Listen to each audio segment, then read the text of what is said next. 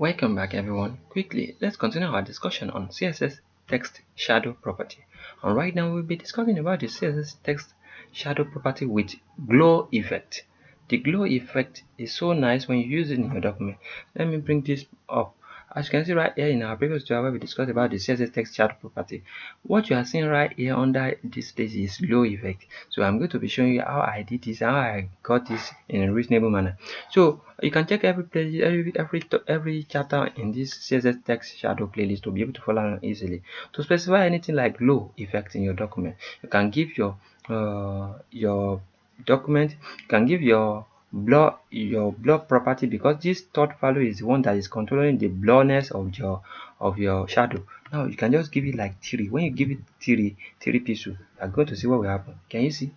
This is how it glows. So when you give it like 5, you're going to see the glow. Can you see? Just depend on what you want to do. Even if you give it like around 8, you are going to have the glow effect. See how it's cool. Even if you give it like 7, you're going to see how it's going to like it's glow. This is a very nice effect you can use anytime you want.